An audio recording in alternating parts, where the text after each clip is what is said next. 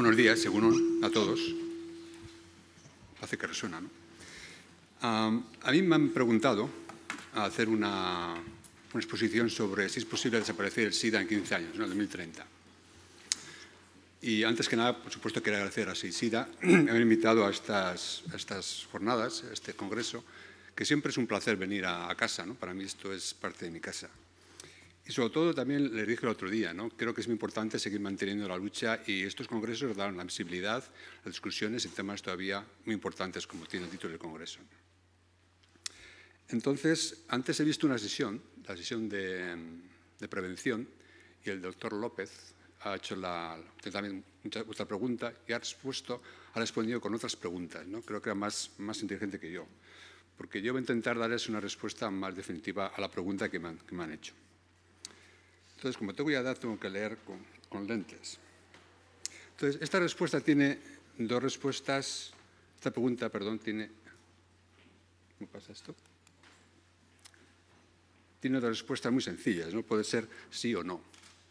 Pero entonces, antes de pasar a esta respuesta final, me gustaría llevarles por un pequeño recorrido en el que trataré de dar respuesta a otra serie de preguntas que condicionan la respuesta definitiva a la primera pregunta, aunque esto parece más a un galimatías de los hermanos Marx, ¿no? Entonces, quiero hablarles un poquito, en primer lugar, cuáles son las tendencias actuales del VIH, en qué momento estamos, de la epidemia, en qué entendemos por eliminar, desaparecer el SIDA, entender cuáles son los términos, ¿no? ¿Qué estrategias son necesarias para poder eliminar el SIDA y la infección del VIH? Y, por supuesto, cuál es el futuro de los tratamientos actuales, las estrategias actuales, las nuevas tecnologías que conocemos como testear y tratar, el PrEP o las vacunas, ¿no? Y, por supuesto, quiero darles una respuesta final y unas conclusiones. ¿Cuál es el...? Hay que dar el clic al... Entonces, ¿cuáles son las tendencias actuales de la epidemia? Perdón. Este año se cumplen los 65 años de la eliminación de la viruela, la única enfermedad infecciosa en la gran historia de la salud pública totalmente erradicada. Fue lograda solamente hace 16 años. El Programa Mundial de Eliminación de la Polio, que comenzó en el año 88, está muy cerca de esta meta. Tan solo 4 países endémicos en el planeta con menos de 100 casos al año, pero bien sabemos que es muy difícil llegar al final, ¿no? Actualmente hay muchas otras enfermedades que aspiran a la erradicación, como la dermoculosis, oncocercosis, la tripanosomiasis y algunas más. Enfermedades en su mayoría tropicales, localizadas solamente en algunos pequeños países y en un número muy pequeño de casos. La Asamblea Mundial del año 2014 aprobó la estrategia para disminuir los casos de incidentes de tuberculosis el 90% y el de sus muertes el 95% para el año 2035. Pero, por supuesto, sabemos que la comunidad del VIH y SIDA pueden hacerlo mucho mejor que la tuberculosis.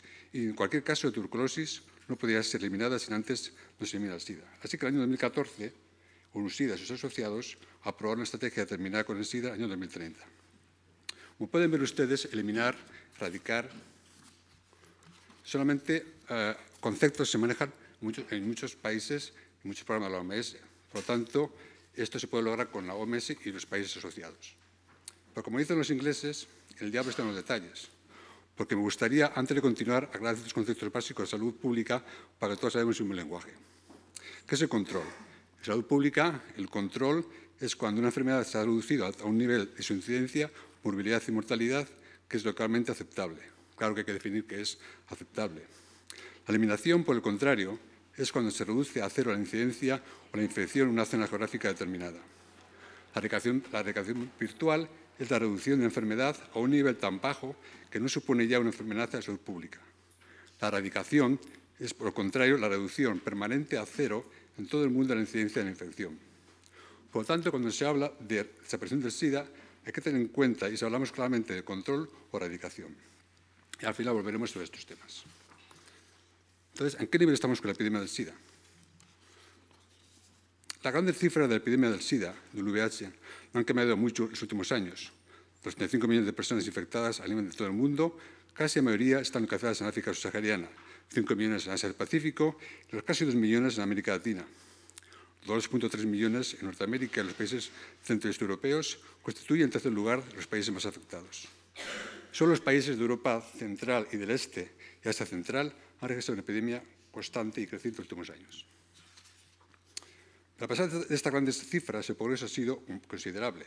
Como ya ha sido publicado por la OMS y UNSIDA, en el año 2013 se pudo constatar una reducción del 25% del número de fallecidos por VIH, que fue mayor en el caso de las muertes por tuberculosis, donde se llegó a una disminución del 36%.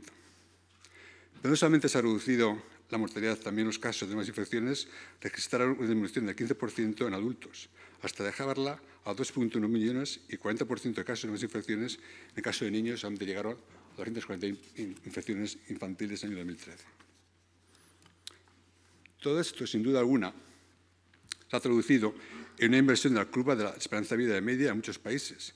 Y cuando veíamos en los años 90 el alarmante descenso en los años de la esperanza media de vida en muchos países de África subsahariana, esta tendencia ha sido invertida. Y en el año 2010 se puede ver y apreciar una mejora considerable y remarcable en muchos países, como muestra la gráfica, en países como Kenia, Suazilandia, Uganda, etc. Este aumento de la esperanza media de vida ha supuesto igualmente el aumento del número de personas infectadas que son mayores de 50 años en todas las regiones, especialmente en África del Este y África Austral, donde ha sido mayormente el crecimiento de las personas que han iniciado tratamiento antirretroviral. Las personas que constituyen más de 50 años, actualmente a nivel mundial, es un 10% del número total de personas infectadas. Al contrario, en Europa del Oeste y también en Estados Unidos es un 35%.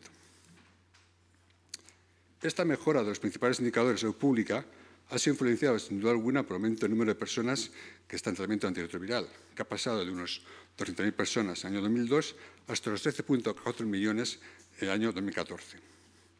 Las proyecciones al ritmo actualmente de crecimiento de esta terapia antirretroviral a nivel global proyectan que alcanzaremos 15 millones de personas para el año 2015 y por una vez las Naciones Unidas cumplirán sus objetivos de tener 15 millones en el año 2015. Sin embargo, a pesar de este tremendo esfuerzo de los programas antirretrovirales, hay grandes diferencias entre las coberturas entre adultos y menores de 15 años, es decir, los niños. Si miramos los datos de cobertura de tratamiento entre adultos y niños en diferentes países, podemos ver cómo tienen coberturas similares países como África del Sur, Botsuana o Suazilandia, mientras que otros países, los 21 países que son prioritarios, las coberturas son el doble en los adultos que en los niños. En los últimos años también varios informes han reforzado el mensaje de que existe una disminución de la incidencia y los márgenes de infección en muchos países y a nivel global. Este descenso a nivel mundial es sin duda muy positivo. Aunque hay excepciones, en diferentes ocasiones e informes mundiales se ha resultado el aumento de infecciones, sobre todo en Europa del Este y en Asia Central, sobre todo en personas más vulnerables como inyectores de drogas y personas que tienen sexo con hombres. Pero así como la infección de VIH no es uniformemente distribuida, la disminución de la incidencia en los países más afectados en África tampoco es igual. Países como Burundi, Malawi, Ghana, Etiopía, se ha estimado que la disminución de incidencia es más del 50% en los últimos 8 años. Pero el caso más alarmante tal vez sea el caso como Uganda o Angola, en los cuales, sobre todo Uganda, era un país ejemplar en los años 90 y, sin embargo, hemos remarcado que ha habido aumento de incidencia en los últimos 5 años. Es bien conocido también, antes lo estaban exponiendo en la sesión anterior, que la epidemia del VIH no tiene una distribución homogénea, tampoco entre la población de diferentes zonas geográficas. Las poblaciones más vulnerables, como los transgéneros, trabajadores del sexo, hombres que tienen sexo con hombre, y las poblaciones que usan drogas inyectables, tienen niveles de prevalencia que son entre un 160 y un 230% superiores al nivel de prevalencia de la población general. Y todo esto ocurre en todas las regiones, tanto en los países de medio income como África subsahariana también. Otro dato, sin duda, interesante y puede contribuir a diseñar estrategias apropiadas para hacer desaparecer el SIDA era el informe de ciudades que presentó UNSIDA el año pasado. La mayoría de las poblaciones mencionadas anteriormente están concentradas en centros urbanos. En la gran mayoría de los países, la proporción de la prevalencia de las zonas urbanas es bien superior a 1 y en muchos casos la prevalencia de las ciudades duplica, triplica o cuadriplica las zonas rurales más remotas. Actualmente, solamente 200 ciudades del planeta constituyen la cuarta parte de la población de VIH que tienen actualmente en el mundo. Y se calcula que en el año 2030 el 60% de la población vivirá en zonas urbanas. Entonces, teniendo en cuenta todos estos elementos estratégicos de factores de riesgo y poblaciones, ¿cuáles son las estrategias necesarias para poder eliminar y hacer desaparecer el SIDA? Los debates que existieron últimamente, en los últimos años, sobre si es mejor iniciar o antes o más tarde el tratamiento, siguen todavía en la palestra. Todavía estamos comentando sobre estos temas. Los que abogan por un tratamiento tan rápido como sea posible argumentan sobre el impacto positivo que tendrá sobre la disminución de la incidencia de VIH y tuberculosis, así como la mortalidad, el ahorro en costos y las diferentes opciones terapéuticas ya existentes. En otro lado de la balanza, hay argumentos que el inicio temprano de tratamiento aumenta con la toxicidad, la resistencia, el costo, es más caro y disminuye las opciones terapéuticas en un tratamiento que es para toda la vida. Sin embargo, los diferentes estudios como PopArt, otros financiados por PEPFAR, los americanos, o la NRS, franceses, no dan respuesta efectiva en muy poco tiempo. Sin embargo, los resultados presentados en CROE este año 2015 parecen inclinar la balanza hacia tratar más temprano, cada vez más pronto, con la terapia antirretroviral a todas las personas infectadas. Lo que sí parece más evidente, y hay claramente estudios, es la relación directa entre la cobertura del tratamiento antirretroviral y la disminución de la incidencia y la mortalidad, como está presentado en esta gráfica, en la cual se hizo un análisis de 51 países ajustado al tamaño de la epidemia. Mayor cobertura de antirretroviral, de tratamiento, la menor incidencia y, por supuesto, menor número de muertes en la infección por VIH. Hay muchas otras investigaciones biomédicas, entre las cuales algún procesos discordantes, como el estudio de población en Costa Salud Natal, los estudios randomizados en Costa Marfil, que han demostrado una disminución significativa de la transmisión del VIH en las personas que están en tratamiento. Y basta recordar las recomendaciones del Ministerio de Salud en Suiza, que anunciaban hace un par de años que las personas adherentes a la terapia antirretroviral no tienen necesidad de utilizar condones. Las estimaciones del efecto protector de terapia antirretroviral es, sin duda, cerca del 90% y más eficaz que los preservativos. El concepto de TASPA, el tratamiento para la prevención, se ha lanzado ya hace varios años, aunque actualmente otros proponen tratar tan pronto como sea posible. Todo parece indicar, por lo tanto, que la terapia antirretroviral jugará un lugar importante y clave para poder llegar a hacer desaparecer el SIDA. Por lo tanto, la pregunta clave siguiente es ¿en qué estamos con la terapia antirretroviral? En el año 2013, la OMS lanzó las nuevas recomendaciones terapéuticas para el uso de antirretrovirales. Estas recomendaciones están basadas, por supuesto, en las revisiones, estudios y evidencias clínicas, y todo el mundo reconoce que recomendaba tratar a las personas con CD4 debajo de 500.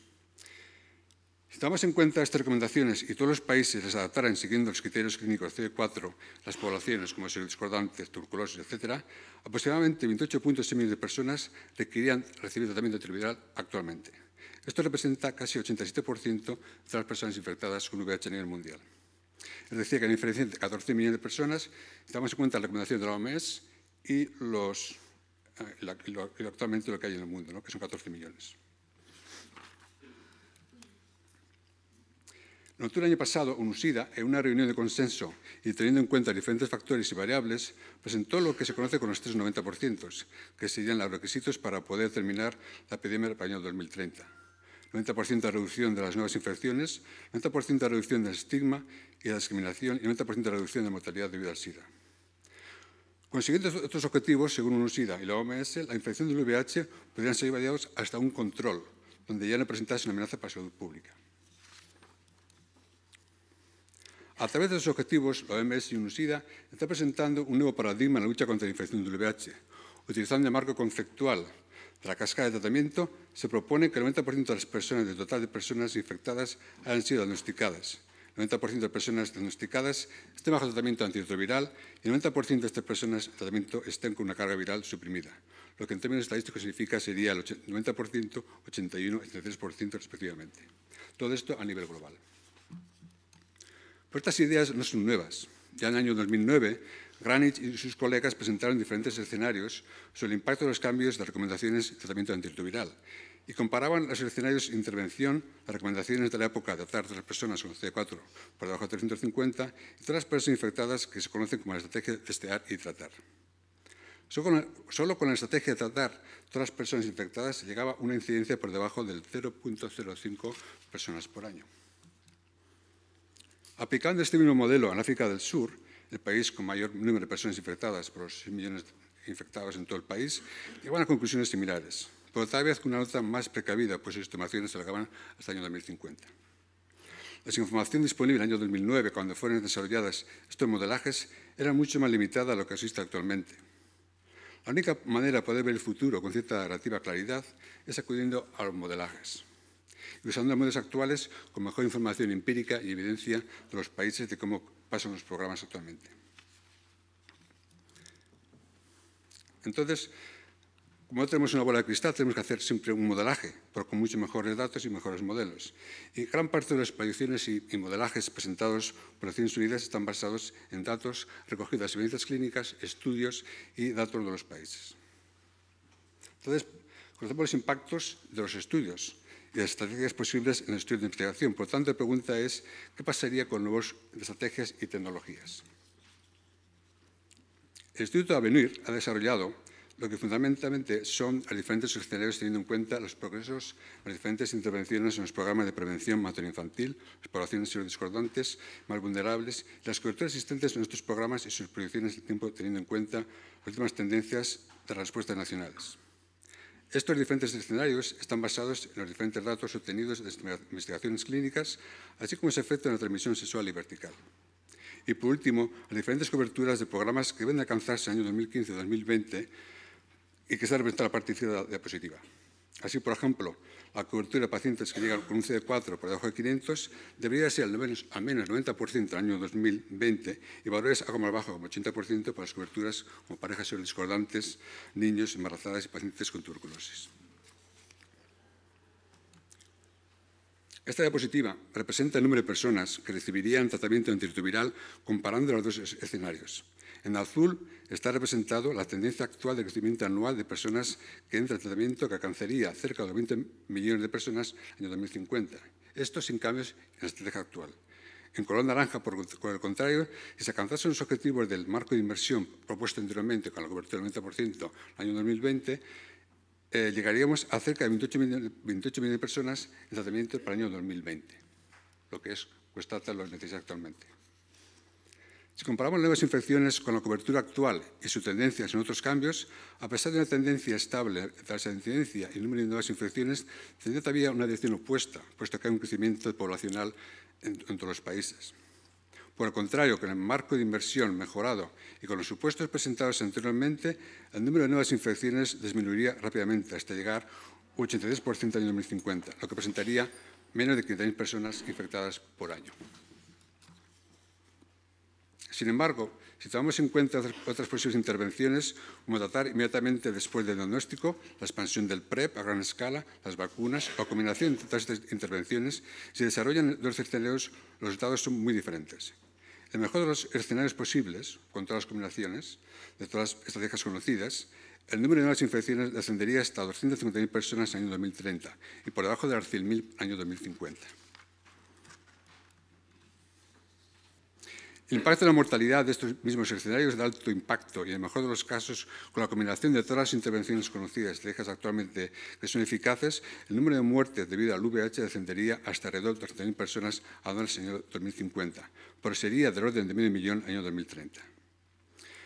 Hemos hablado del impacto de diferentes escenarios, pero todo en esta vida tiene un precio.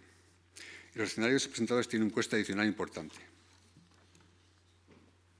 La estrategia de testear y tratar inmediatamente tendría un costo de unos 5.000 millones de dólares adicionales, lo que representa una inversión de alrededor de $1.000 por QALYs. Más caro sería la expansión del PrEP, que llegaría hasta los 15.000 millones adicionales y triplicaría la inversión por QALY. La combinación de todas las estrategias requeriría 35.000 millones de dólares más, pero mejoraría el costo-eficiencia con el QALY, llegando a estos 2.500 dólares por QALY. Por lo tanto, ¿qué se puede concluir después de esta exposición? Evidentemente, las nuevas tecnologías y estrategias conocidas y que son eficaces y demostradas en los estudios pueden contribuir a una mayor reducción de la epidemia del VIH a nivel global. La plena aplicación de los enfoques de prevención actuales, de las que hay clara evidencia de su impacto en la epidemia, pueden proporcionar una reducción significativa en nuevas infecciones y muertes, pero todavía podrían dejar 500.000 personas anuales infectadas para el año 2050. La prueba de tratamiento requiere de una mejor detección de casos y la retención de personas en terapia antirretroviral. El PrEP, como hemos hablado anteriormente en la sesión anterior, requiere mecanismos de entrega ajustadas a asegurar una alta adherencia y, por supuesto, asegurar quién lo va a pagar. Las vacunas están todavía, desgraciadamente, con un desarrollo insuficiente para alcanzar una eficacia satisfactoria actualmente. La combinación de todas las estrategias y tecnologías actuales podrían reducir las nuevas infecciones en el año 2050 hasta el 96%, es decir, entre 80.000 y 230.000 personas anuales. Entonces, ¿cuál es la respuesta definitiva a este tema? Pues como dice Jala de Palo, depende. Todo depende. Todo depende de lo que entendamos por terminar. Si recordamos las palabras, definiciones actualmente puestas en la primera diapositiva, no podemos erradicar el VIH-Sida en el 2030. Pero sí que será posible, y es posible y factible, la eliminación del SIDA en muchas zonas y países que registran ya disminución de la incidencia por encima del 60%. Y se habla de la eliminación en muchos países de la eliminación de transmisión materno-infantil. Lo que sí será posible en muchas zonas y países y zonas geográficas es llegar a un control de la epidemia donde la incidencia y la mortalidad llegarán a ser muy bajos, mucho más bajos todavía que ahora. Para que todo esto sea posible, hay una serie de condiciones también que tienen que ser cumplidas. Perdón.